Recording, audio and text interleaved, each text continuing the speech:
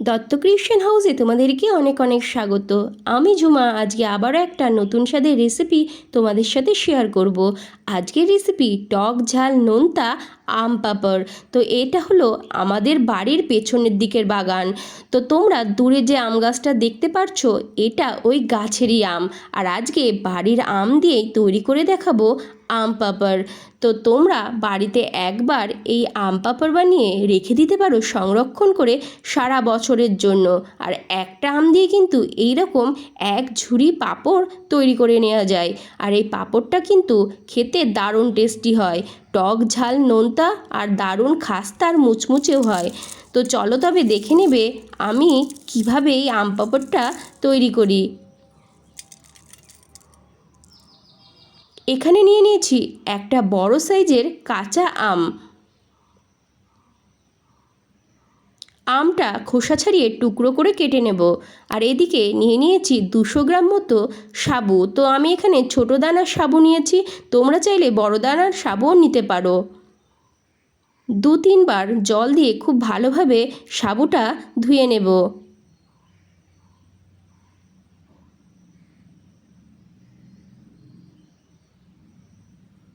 আবারও কিছুটা জল দিয়ে ভিজিয়ে রেখে দেব 2 থেকে 3 ঘন্টা পর্যন্ত। আমের আটিটা বাদ দিয়ে এইভাবে ছোট ছোট টুকরো করে কেটে নিয়েছি।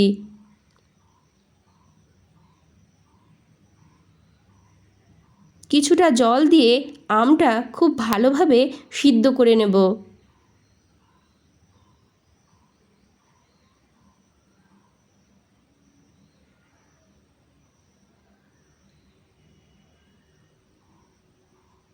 আমটা কিন্তু খুব ভালোভাবে সিদ্ধ হয়ে গেছে। ঠান্ডা করবার জন্য সাইডে রেখে দেব। আর এদিকে কড়াইতে পরিমাণ মতো জল দিয়ে নিলাম, দিয়ে দেব সাবুদানা। তো খুব কম আঁচে সাবুদানাটা ফুটতে দেব। এদিকে সিদ্ধ করা আমটা এইভাবে চামচ দিয়ে গলিয়ে নেব।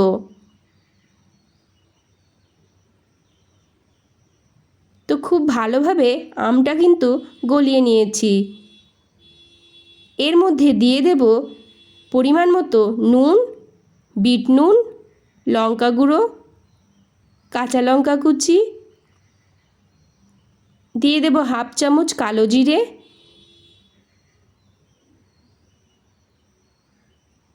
সমস্ত কিছু খুব ভালোভাবে আমের সাথে মিশিয়ে নেব।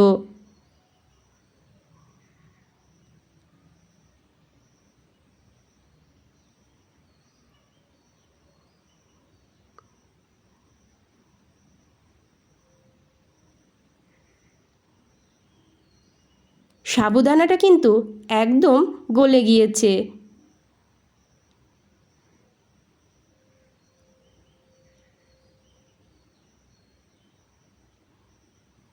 এই পর্যায়ে মিশিয়ে দেব আমের মিশ্রণটা। খেয়াল রাখতে হবে যতক্ষণ না সাবুদানা গলে যাচ্ছে ততক্ষণ কিন্তু আমের মিশ্রণ মেশানো যাবে না।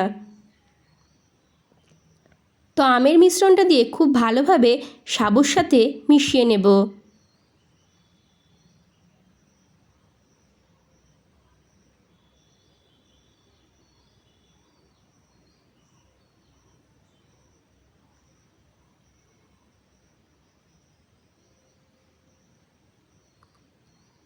আবারও 4 থেকে 5 মিনিট এইভাবে সাবুটা ফুটিয়ে একটু গাঢ় করে নেব।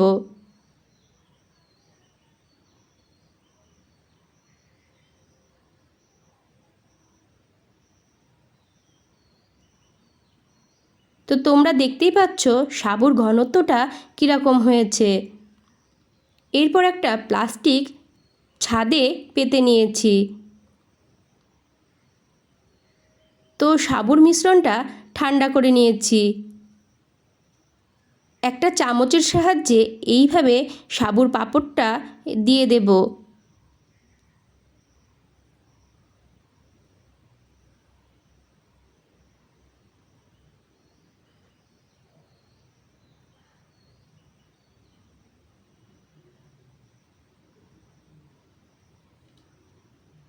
তো সব সাবুর পাঁপড়গুলোই কিন্তু দেওয়া কমপ্লিট হয়ে গেছে।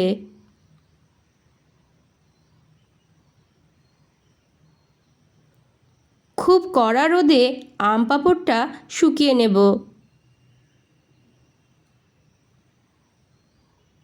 পুরো পাঁপড় কিন্তু এইভাবে দেখো শুকিয়ে গিয়েছে।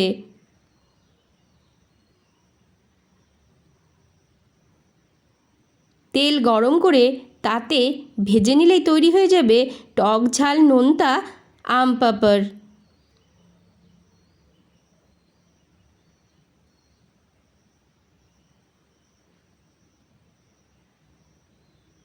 আজকের ব্লগটা এই পর্যন্তই। দেখা হবে আবার অন্য কোনো ব্লগে। ততক্ষণ তোমরা ভালো থেকো আর সুস্থ থেকো।